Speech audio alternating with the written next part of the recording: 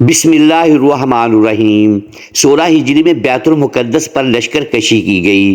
عیسائیوں نے اسے بچانے کے لیے ایڑی چوٹی کا زور لگا دیا، چونکہ وہ عیسائیوں کا کعبہ تھا۔ اس لیے اس پر یلغار کی خبر سن کر تمام عیسائیوں میں جوش و غضب کا طوفان آیا۔ انہوں نے مسلمانوں کا مقابلہ کرنے کی زبردست تیاری کر لی۔ بیت المقدس کا قلعہ نہایت مضبوط اور بڑا مستحکم تھا۔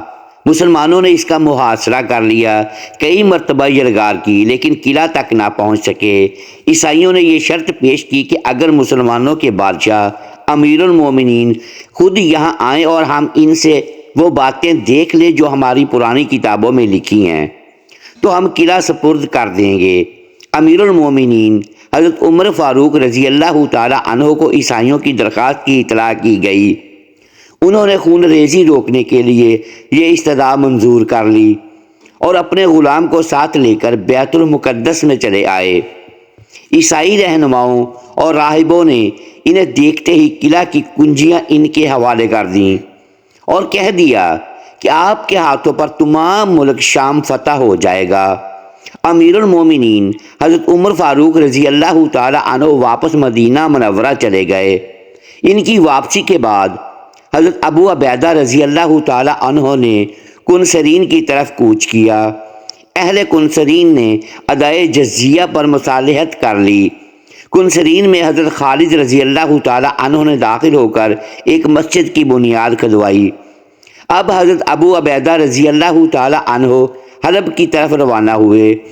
اس زمانہ میں حلب پر 2 شخص حکمران تھے۔ یہ دونوں حقیقی بھائی تھے۔ بڑے کا نام یوکنا تھا اور چھوٹے کا نام یوحنا۔ یوکنا بڑا دلیر اور دل کا سخت تھا، یوحنا نرم طبیعت تھا۔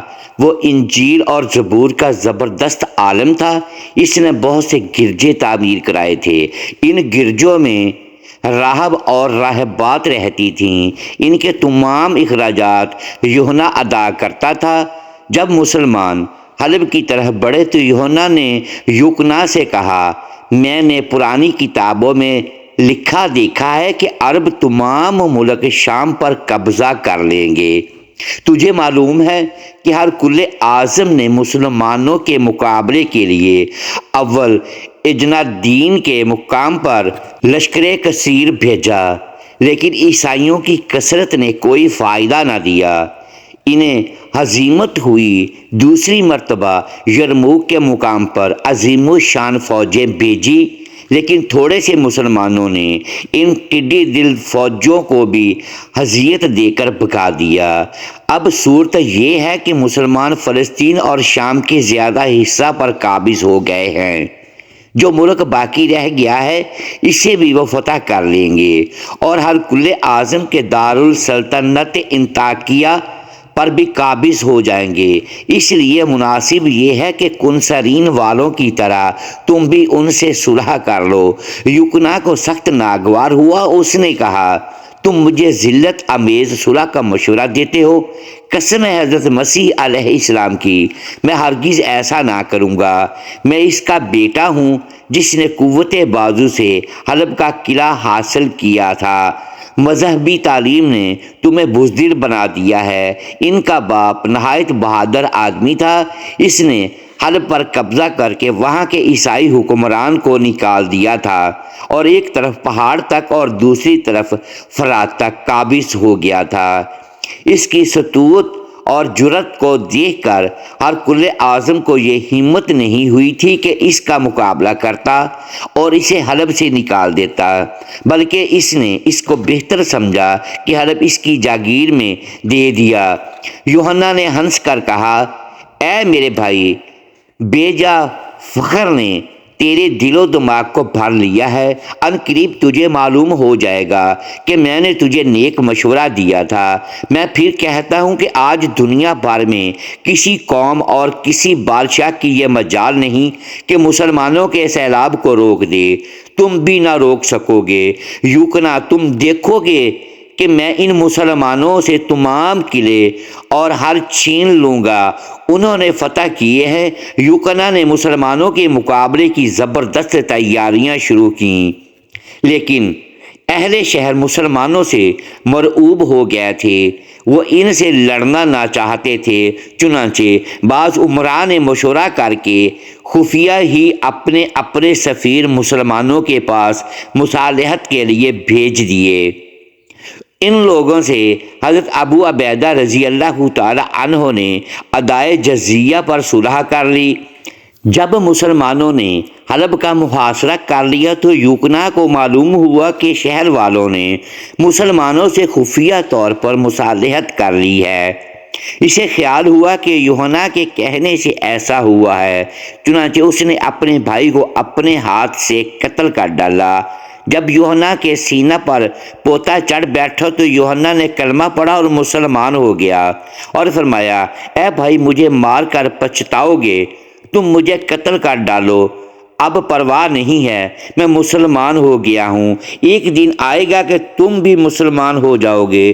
یوکنا نے غصے سے اندھا ہو کر انہیں قتل کر دیا، اور جن لوگوں نے مصالحت کی تھی انہیں اذیتیں دینی شروع کر دیں۔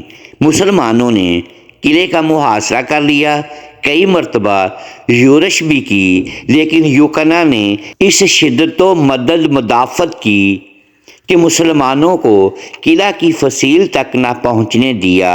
حلب کا قلعہ نہایت مضبوط، بڑا وسیع اور شاندار تھا۔ اس میں کئی خفیہ دروازے تھے، ان دروازوں کو سوائے یوکنا کے اور کوئی نہیں جانتا تھا۔ اکثر یوکنا رات کو ان دروازوں سے نکلتا اور مسلمانوں پر شبخون مار کر پھر قلعہ میں داخل ہو جاتا۔ یوکنا نے کئی عرب منتصرہ کو جاسوسی پر مامور کر رکھا تھا۔ یہ لوگ مسلمانوں کی ذرا سی خبر یوکنا کو پہنچا دیا کرتے تھے۔ ایک روز حضرت ابو عبیدہ رضی اللہ تعالی عنہ نے حضرت منادش بن ضحاک رضی اللہ تعالی عنہ کو 100 مسلمانوں کے ساتھ رسد لانے کے لیے روانہ کیا۔ یوکنا کو اس کے جاسوسوں نے اطلاع کر دی۔ یوکنا 2000 سوار لے کر رات کو قلعہ کے خفیہ دروازے سے نکلا اور ان مسلمانوں کے تعاقب میں چلا۔ صبح کو وہ مسلمانوں کے قریب پہنچ گیا۔ مسلمان رسد لیے چلے آ رہے تھے، اونٹوں اور گھوڑوں پر غلہ بار تھا۔ یوکنا نے موائے اپنے لشکر کے مسلمانوں پر حملہ کر دیا۔ مسلمان بڑی جام بازی سے لڑنے لگے، دیر تک ہنگامہ کارساز گرم رہا، سینکڑوں عیسائی مارے گئے۔ مسلمان ویسے تو فقط 30 شہید ہوئے، مگر غضب یہ ہوا کہ حضرت منادش بن ضحاک رضی اللہ تعالی عنہ بھی شہید ہو گئے۔ مسلمانوں میں ابتری پھیل گئی، وہ پسپا ہو کر بھاگے اور انہوں نے اسلامی لشکر میں آ کر دم لیا، اور انہوں نے حضرت خالد رضی اللہ تعالی عنہ سے فرمایا، اے ابا سلیمان رضی اللہ تعالی عنہ، یوکنا نے ہمارے 30 بھائیوں کو شہید کر کے ہمیں تنگی میں ڈالا ہے اور رنجیدہ کر دیا ہے، بس آپ اس شکی سے انتقام لیں۔ حضرت خالد رضی اللہ تعالی عنہ اسی وقت مسلح ہو کر تنہا روانہ ہونے لگے تو حضرت ابو عبیدہ رضی اللہ تعالی عنہ نے فرمایا، کیا آپ رضی اللہ تعالی عنہ تنہا جا رہے ہیں؟ حضرت خالد رضی اللہ تعالی عنہ نے فرمایا، جی ہاں، میں چاہتا ہوں کہ تنہا یوکنا کا مقابلہ کروں۔ حضرت ابو عبیدہ رضی اللہ تعالی عنہ، نہیں، آپ کچھ سوار اپنے ساتھ لے لیجئے۔ حضرت خالد رضی اللہ تعالی عنہ نے 100 سواروں کو منتخب کیا اور چلے۔ اس نواح میں جس قدر بستیاں تھیں، تمام نے مسلمانوں سے جزیہ کی ادائیگی پر مصالحت کر لی تھی۔ جب مسلمان وہاں پہنچے جہاں حضرت منادش رضی اللہ تعالی عنہ اور دوسرے مسلمان شہید ہوئے تھے تو اس علاقے کے رومی حاضر ہوئے۔ وہ رو رہے تھے، انہیں خیال تھا کہ مسلمان اپنے مقتولوں کا کہیں ان سے انتقام نہ لیں۔ حضرت خالد رضی اللہ تعالی عنہ نے ان لوگوں کو تسلی دی، مسلمانوں کو دفن کیا اور رومیوں سے پوچھا، اہل حلب کا لشکر کہاں ہے؟ رومیوں نے جواب دیا، یوکنا انہیں کہیں چھپا گیا ہے۔ واقعہ یہی تھا کہ یوکنا واپس چلا گیا تھا اور بطریق کو لشکر اور مسلمانوں سے لوٹا ہوا سامان رسد دے کر رات کو آنے کے لیے کہہ گیا تھا اور خود وہاں سے چلا گیا تھا۔ حضرت خالد رضی اللہ تعالی عنہ کمین گاہ میں چھپ گئے۔ جب آفتاب مغرب کی طرف ڈھل گیا تب بطریق لشکر لے کر پناہ گاہ سے نکلا اور حلب کی طرف بڑھا۔ جو ہی وہ اس جگہ پہنچا جہاں حضرت خالد رضی اللہ تعالی عنہ اپنے ساتھیوں کے ساتھ چھپے ہوئے تھے، دفعتاً مسلمان اللہ اکبر کا نعرہ لگا کر نکلے اور عیسائیوں پر ٹوٹ پڑے۔ مسلمانوں کے نعرے کی آواز سن کر ایک دفعہ تو رومی گھبرا گئے، لیکن جب انہوں نے دیکھا کہ مسلمان تھوڑے ہیں تو ان کے دل بڑھ گئے اور نہایت جوش سے مسلمانوں کا مقابلہ کرنے لگے۔ مسلمانوں نے انہیں تلواروں کی باڑ پر رکھ لیا، نہایت شدت سے حملے کر کے بے دریغ قتل کرنا شروع کر دیا۔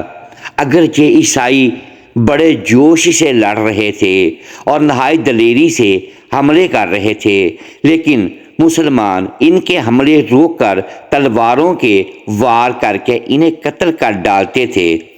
حضرت خالد رضی اللہ تعالی عنہ نے بطریق کو دیکھا، وہ اسے یوکنا سمجھ کر اس کی طرف جھپٹے اور اس پر حملہ کیا۔ بطریق بھی بہادر تھا، وہ مقابلہ میں آ گیا۔ اس نے حضرت خالد رضی اللہ تعالی عنہ کا حملہ روک کر خود بھی وار کیا۔ حضرت خالد رضی اللہ تعالی عنہ نے جوش میں آ کر تلوار کا ایسا ہاتھ مارا کہ اس کے 2 ٹکڑے کر دیے۔ رومی گھبرا گئے، وہ بھاگے۔ مسلمانوں نے ان کا تعاقب کر کے انہیں قتل اور گرفتار کرنا شروع کر دیا۔ دم کے دم میں ان کی لاشوں سے میدان کو ڈھانپ دیا۔ ان میں سے 300 کو گرفتار کر لیا اور باقی سب کو مار ڈالا۔ اب حضرت خالد رضی اللہ تعالی عنہ رومی قیدیوں، رومیوں کے گھوڑوں اور ان کے ساز و سامان اور رسد کے ان جانوروں کو جن پر غلہ بار تھا لے کر حضرت ابو عبیدہ رضی اللہ تعالی عنہ کے پاس پہنچے۔ حضرت ابو عبیدہ رضی اللہ تعالی عنہ نے ان کا شکریہ ادا کیا، قیدیوں کو قلعہ کے قریب لے گئے اور ان کے قتل کا حکم دیا۔ قیدیوں نے فدیہ دینا چاہا، لیکن حضرت ابو عبیدہ رضی اللہ تعالی عنہ نے اس لیے فدیہ لینے سے انکار کر دیا کہ یوکنا نے چند مسلمانوں کو گرفتار کر لیا تھا اور انہیں قتل کر کے ان کے سر مسلمانوں کی طرف پھینک دیے تھے۔ چنانچہ اس انتقام میں تمام قیدی قلعہ والوں کی نظروں کے سامنے قتل کر دیے گئے۔ محترم ناظرین، امید ہے آج کی یہ ویڈیو آپ کو پسند آئی ہوگی۔ ناظرین گرامی، اگر اس ویڈیو میں دانستہ یا دیدہ دانستہ الفاظ کی درستگی ہم نہیں کر پائے تو ہم آپ سے معذرت خواہ ہیں اور اللہ کے حضور معافی کے طلبگار ہیں۔ محترم ساتھیوں، ویڈیو کو لائک کیجیے اور اپنے اس چینل کو سبسکرائب لازمی کیجیے اور بیل آئیکن پریس کر دیں تاکہ ہر نئی آنے والی ویڈیو آپ تک بر وقت پہنچ سکے اور ہماری حوصلہ افزائی ہو سکے۔ شکریہ، اللہ حافظ۔